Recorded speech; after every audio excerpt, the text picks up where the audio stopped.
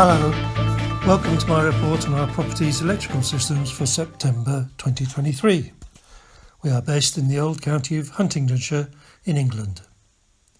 Here's an outline diagram showing the components of the system.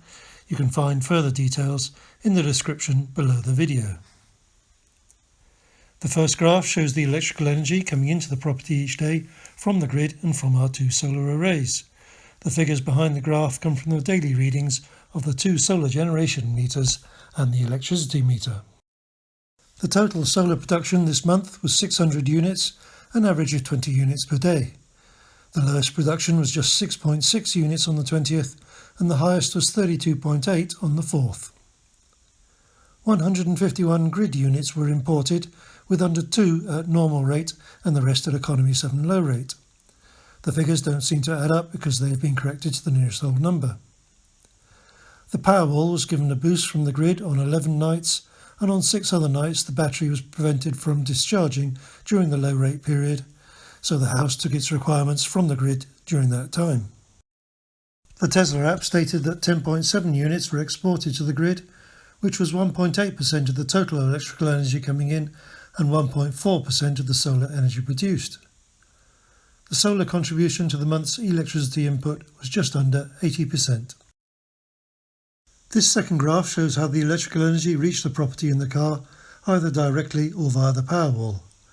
The car's home charging figures come from the My Energy app, and the Tesla app supplies the rest of the figures. 46.9% of the energy came directly from solar, and a further 32.2% was solar coming via the Powerwall, giving a total solar contribution to the energy used of 79%.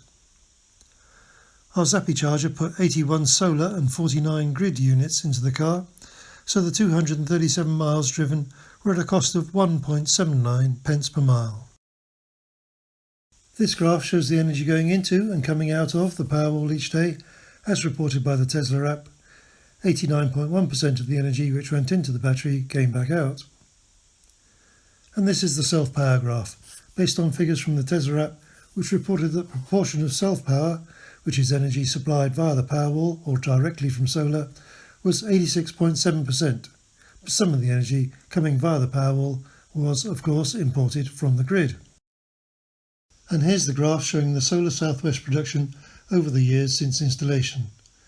298 units was the sixth equal best September out of the 12 years, close to the month's new arithmetic mean of 301.2 and, as mathematicians will have immediately worked out, equal to the median of 298.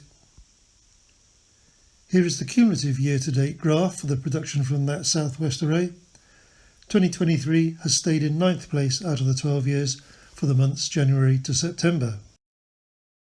This graph shows the daily output of the two solar arrays for the past 365 days. The 28-day moving averages have crossed over a bit earlier than usual. This is the distribution of the energy input and export for the whole of the past year. And this graph shows just the daily solar production figures for those 365 days. This final graph shows a summary of our grid activity over the years since we moved here in the summer of 2011. The grey and red lines show the number of low rate and normal rate grid units imported each month as measured on the left-hand scale. The monthly electricity cost is shown by the yellow line in the right-hand scale, and the green line shows the monthly contribution to the feed-in tariff payments for the old Southwest Array's production. That's all for now.